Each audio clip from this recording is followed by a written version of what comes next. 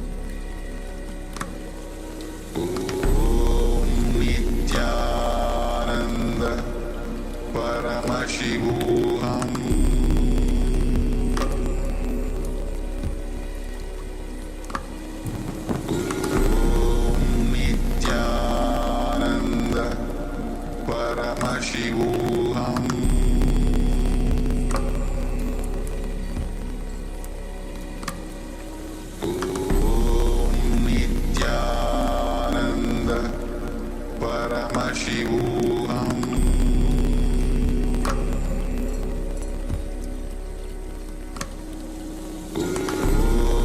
Nithyananda Paramashivoham.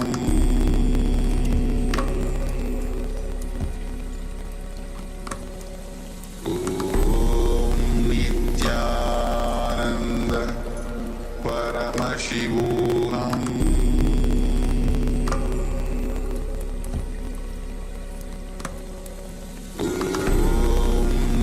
Nithyananda Paramashivoham.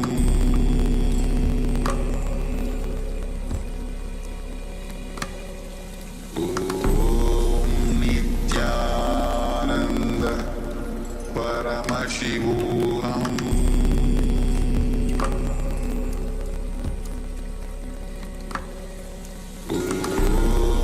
Nithyananda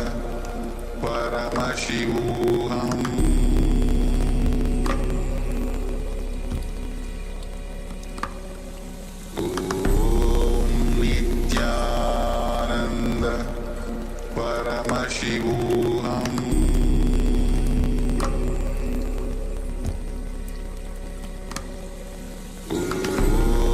Nithyananda Paramashivoham. Nithyananda Paramashivoham.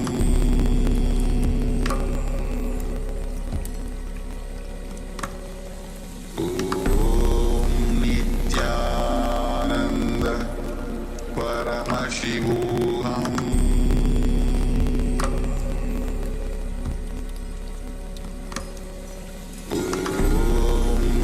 Nithyananda Paramashivoham.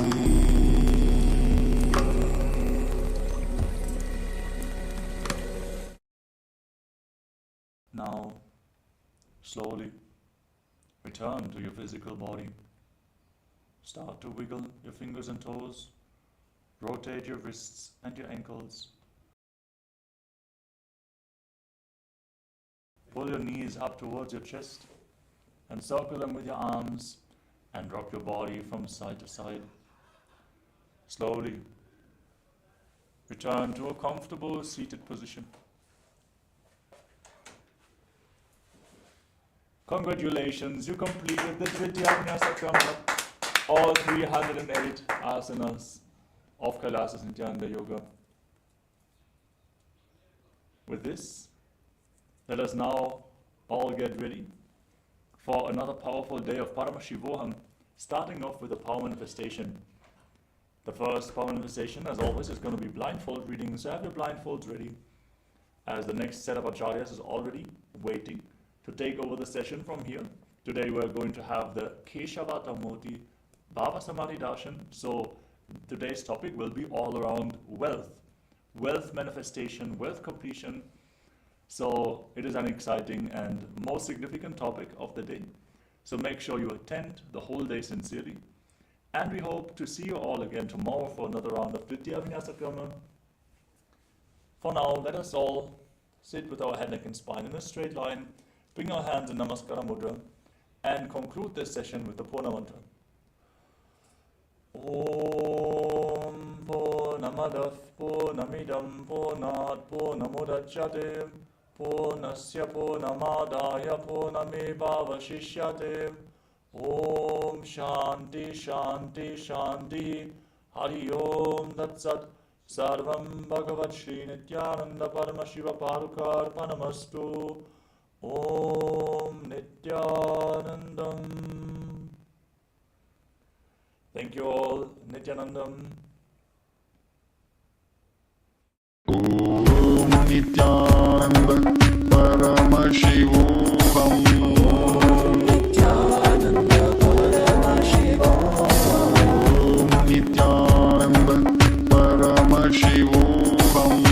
Om Nithyananda Paramashivoham. Om Nithyananda Paramashivoham.